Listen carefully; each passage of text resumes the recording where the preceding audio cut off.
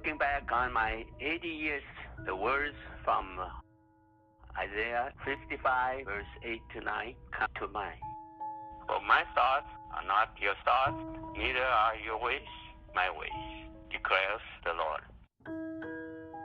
For as the heavens are higher than the earth, so are my ways higher than your ways, and my thoughts than your thoughts. Whenever I encounter a challenge or a roadblock in my life, or whenever my path faces a detour, God has always surprised me with a new direction. Looking back, I can connect the thought and see each time how God would open a new path. And even though the new direction was not what I thought it would be, but God's way is always higher than my way. And I'm thankful for all the ways that He has led me. All the way my Savior leads me, what have I to ask beside? There are many turning points where God has changed the road that my life has been on. One of the earliest turning points was when I was 7 years old, a little boy in Taiwan during Second World War. It was 1944, one day, when my family and I were walking along a seashore to the marketplace. We heard the sound of air sirens warning everyone to take cover. In the distance, the sound of bomber planes grew louder and louder. I could hear the explosions from the bombs falling from the sky.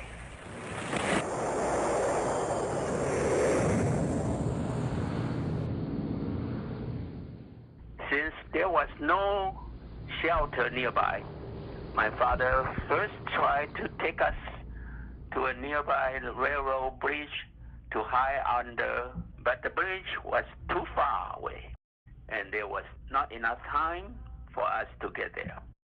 With nowhere else to go, we began to cover ourselves with the beach sand around us in order to hide. This was the first time that I heard my father and mother crying out to God for help. The air raid ended, and we were not hurt.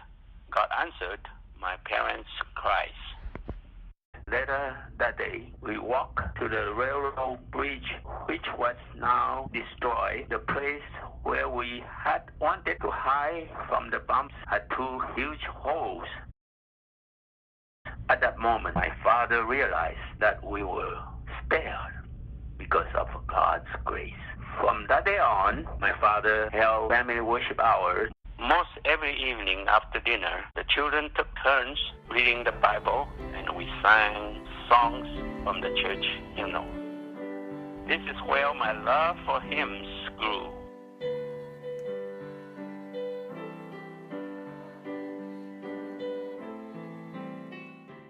Even though I had not yet become a born-again believer, I began attending Sunday school every week, which was a long 1-hour walk from home.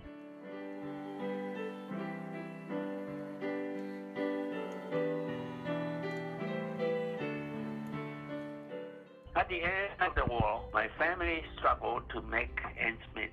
Food was hard to obtain, and it was very difficult to find a job.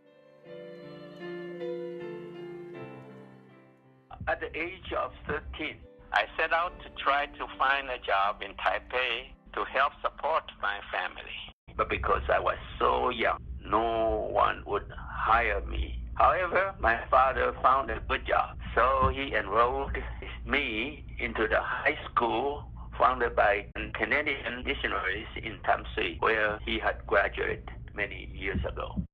In my junior high, there was a special Bible reading room where students may learn the Bible and memorize many verses. Even though I was still not a born-again believer at that age, under the supervision of missionaries, we went to the nearby fishing village and we shared the gospel with the children's outreach. While in high school, I came to know missionaries who started the translation of the Bible for the different Aboriginal mountain peoples. I visited the Aboriginal Tayal mountain tribes. With this missionary, this is where my heart grew for the mountain people of Taiwan and where the road of my life took another change.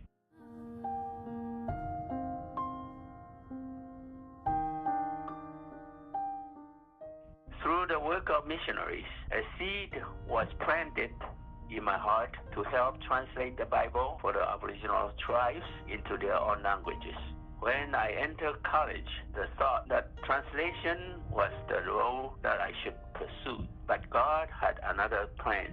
God's way is always higher than man's way.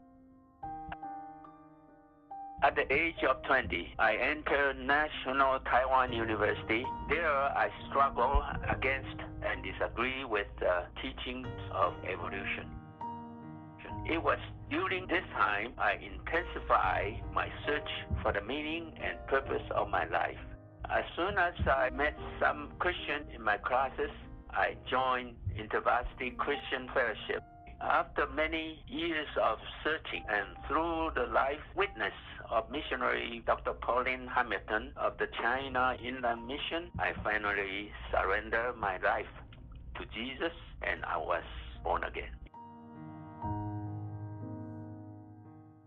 After my conversion to Christ, I pray and share the gospel with my elder brothers and my father. Thanks to God's grace, my brother and father became born again, and they later became ministers of the gospel. My father reaffirmed his faith and rededicated himself to serving God and others in all that he did. After college, I entered Taiwan Theological Seminary to further prepare myself for the Bible translation.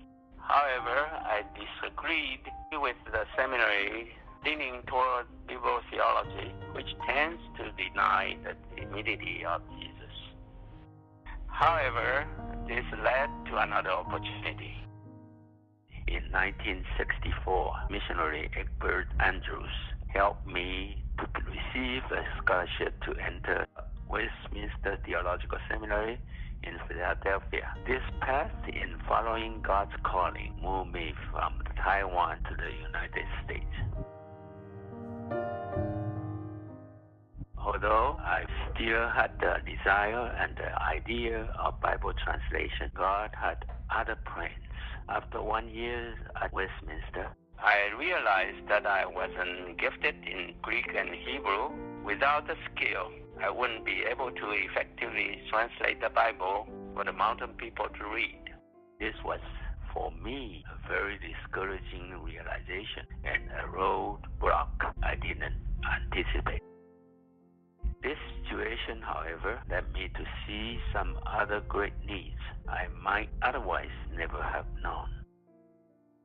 1 year later, I came to see God's higher calling. Together with some of the other Westminster students, we organized various Bible study groups to reach out to the Chinese college students in the greater Philadelphia area. This grew, and by 1968, God's path led me to Los Angeles. Before I have finally completed my study of Christian counseling at Eastern Baptist Seminary, God had other plans for me. God's way is always higher than man's way. I was called to start a church plant and pastor the Evangelical Formosan Church of LA. The congregation began to grow, and in 1972, the church purchased her first church building. God had demonstrated His miraculous provision for this new congregation. Over the course of the following decades, while pastoring and seeing other churches planted and grow out of this ministry, I began to invest more time for developing new leaders. This process of equipping the next generation pastor led me to help give birth to Logos Evangelical Seminary. By that time, I had already written a few Bible textbooks, translated the church new hymnals, traveling through Asia, South America, Africa, and taught in other seminaries, which contributed to equipping of the new generation. This part of my journey is best reflected in the Bible.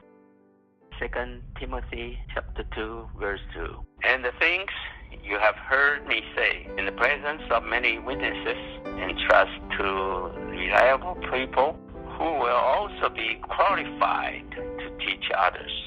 In the years of 1990s, I had the added privilege of translating and editing the Living Life Quiet Time monthly devotionals. Although I greatly enjoyed this additional ministry, there was something that seemed to be weighing down and hindering my work. The cause of that hindrance was discovered in 1999 through a number of medical tests which revealed a brain tumor. Later, I had brain surgery, but the tumor could not be totally removed, only followed by a gamma knife therapy.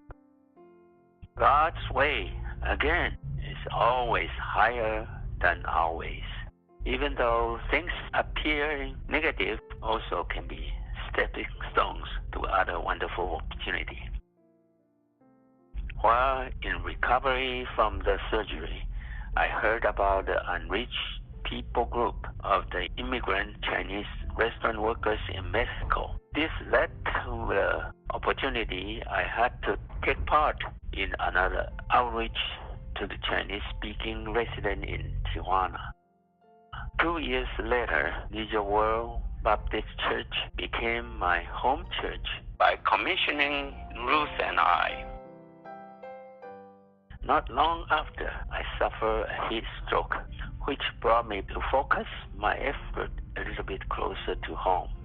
In recent years, I have transitioned ministering to Chinese seniors in Seal Beach area. This has also allowed me the honor of serving numerous ministries of my home church.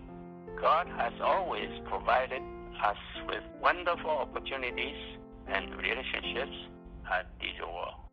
Over the past several years, God has given me the privilege of sharing God's Word with numerous Chinese people, as well as founding the Digital World Chinese Bible Study Fellowship.